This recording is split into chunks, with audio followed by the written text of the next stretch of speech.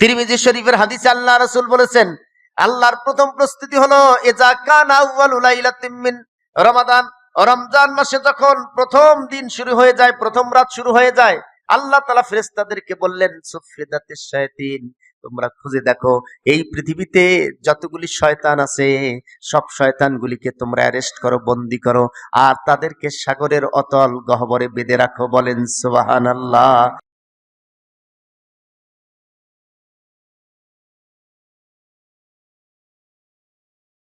এই মাসের ব্যাপারে আল্লাহ রাসূল ঘোষণা দিলেন, ওয়াশাহরুন ইউসদাদু ফীহির রিজকুল মুমিন মান ফাত্তারা ফীহি সাইমান কানা লাহু মাগফিরাতুল লিযুনুবিহি ওয়া ইতকা নাকাবাতিহি মিনান নার। হাদিস শরীফের ভিতরে আল্লাহ রাসূল বললেন, এটা এমন একটি মাস, সাহাবায়ে কিরাম তোমাদের কারো যদি সংসারের ভিতরে অভাব থাকে, অনটন থাকে, সংসারে তোমাদের অভাব আছে, সংসারে অনটন আছে, তাহলে এই মাসে তোমরা রোজা রাখো, আল্লাহর কাছে চাও, আল্লাহ তাআলা তোমাদের সংসারের অভাবকে পরিপূর্ণ করে দেবেন। বলেন সুবহানাল্লাহ।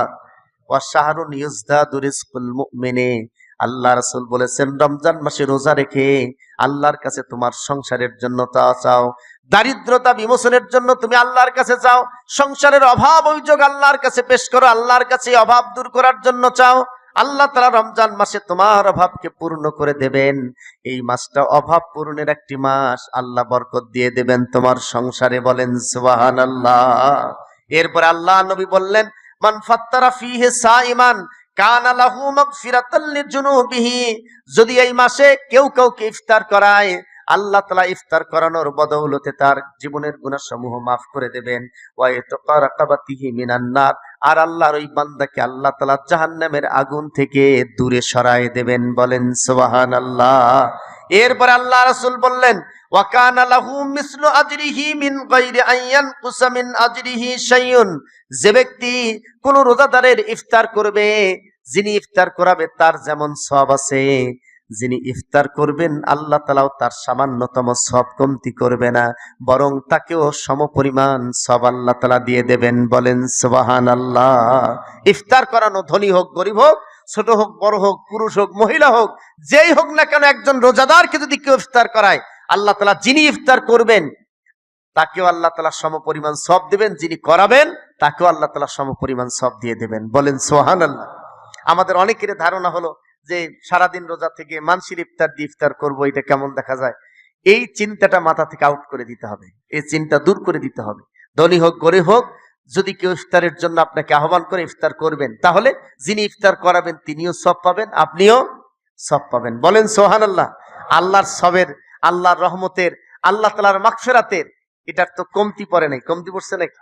আল্লাহ তাআলা দিলে কমতি পড়বে, আপনাকে দিলে আমাকে দিলে আল্লাহর কমতি পড়বে না। ভাইরা আমার, এরপরে আল্লাহ নবী বললেন, এই মাসটা এমন মান ফাত্তারা সাইমান আলা মুজকাতি লাবানিন আও তামারাতিন আও শারাবাতিন মিম্মা কুলনা ইয়া রাসূলুল্লাহি লাইসা কুল্লানা নাজিদু মা নুফাত্তিরু বিহি সাইমু ফাকালা রাসূলুল্লাহি সাল্লাল্লাহু আলাইহি ওয়াসাল্লাম ইউতিল্লাহু হাযাস সাওয়াব। একজন মানুষ সাহাবা বললেন, ইয়া রাসূলুল্লাহ, মানুষকে ইফতার করার মতো তো আমাদের এবিলিটি নাই, খাওয়ানোর মতো এবিলিটি নাই, তাহলে এই সবটা আমি কেমনে পাবো? আল্লাহ রাসূল বললেন, ইউতিল্লাহু হাযাস সাওয়াব মান ফাত্তারা সাইমাম মিন মুজকাতি লাবানিন, যদি কেউ সামান্যতম দুধ দিয়ে, আও তামারাতিন সামান্যতম খাদ্য দিয়ে, খেজুর দিয়ে, অথবা কিছুই যদি না থাকে, তাহলে আল্লাহ নবী বললেন, আও শারাবাতিম মিম্মা, যদি কেউ কাউকে শুধুমাত্র পানি দিয়ে ইফতার করায়, তারপরে আল্লাহ তাআলা সমপরিমাণ রোজার একটি সওয়াব তার আমলনামায় দিয়ে দেবেন। বলেন সুবহানাল্লাহ। আল্লাহ নবী বললেন, ওমান আশবাআ সাইমান সাকাহুল্লাহু মিন হাউজি শারাবাতাল্লা ইয়াজমাউ ইল্লা আয়াদখুলাল হাত্তা ইয়াদখুলাল জান্নাতা।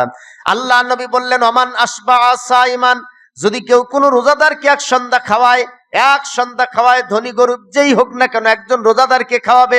আল্লাহ নবী বললেন, কিয়ামতের কঠিন ময়দানে যখন সূর্য মানুষের সহাত মাথার উপরে তাপ দেবে, প্রচন্ড সূর্যের তাপে মানুষের মাথার মগজগুলি গলে গলে পড়তে থাকবে, পানির পিপাসায় বুকটা ফেটে যাবে, জিহ্বাটা নাভিস্থল পর্যন্ত ঝুলে পড়বে।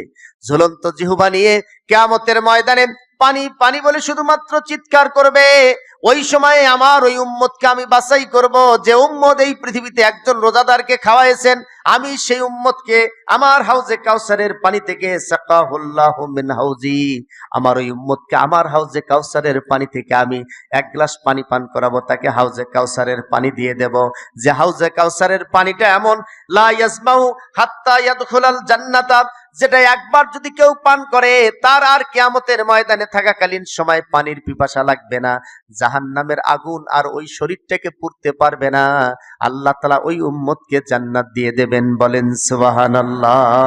ভাইরা আমার, রমজান মাসের এই উদ্বুদ্ধ করেছেন আল্লাহর নবী, এমনকি আল্লাহ রাসূল বললেন ওয়া শাহরুন আউয়ালুহু রাহমাতুন ওয়া আওসাতুহু মাগফিরাতুন ওয়া আখিরুহু আতকুম মিনান নার।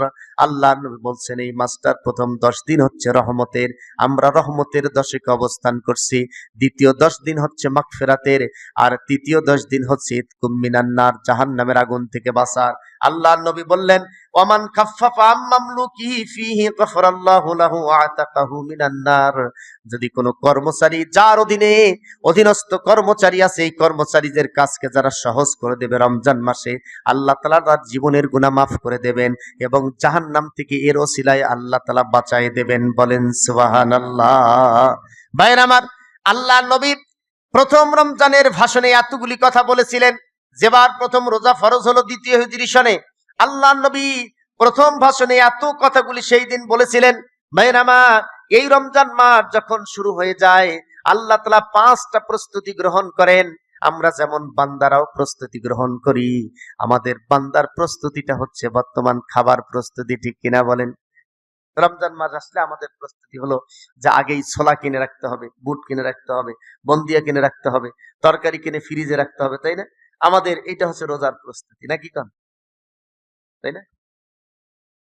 এটা হলো রোজার প্রস্তুতি। রোজার প্রস্তুতি মূলত এটা নয়। আমাদের আল্লাহ তাআলা রোজার যে প্রস্তুতি নিয়েছেন, তাহলে বান্দার প্রস্তুতিটাও হতে হবে ইবাদতের প্রস্তুতি। কিসের প্রস্তুতি? আরো জোরে বলেন। ইবাদতের প্রস্তুতি।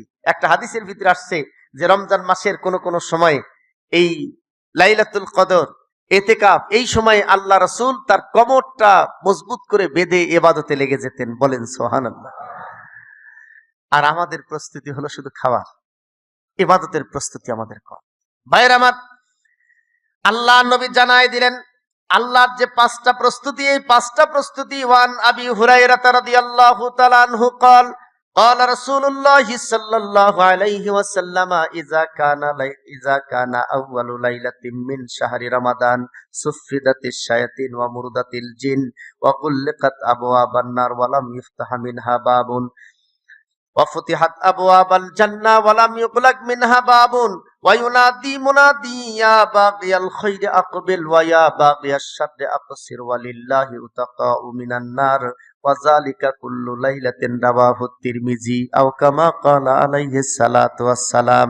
তিরমিজি শরীফের হাদিসে আল্লাহ রাসূল বলেছেন, আল্লাহর প্রথম প্রস্তুতি হলো ইজা কানা আউয়ালু লাইলাতিন মিন রমাদান, রমজান মাসে যখন প্রথম দিন শুরু হয়ে যায়, প্রথম রাত শুরু হয়ে যায়, আল্লাহ তাআলা ফেরেশতাদেরকে বললেন সুফিদাতিশ শায়াতিন, তোমরা খুঁজে দেখো এই পৃথিবীতে যতগুলি শয়তান আছে সব শয়তানগুলিকে তোমরা অ্যারেস্ট করো, বন্দী করো, আর তাদেরকে সাগরের অতল গহ্বরে বেঁধে রাখো। বলেন সুবহানাল্লাহ।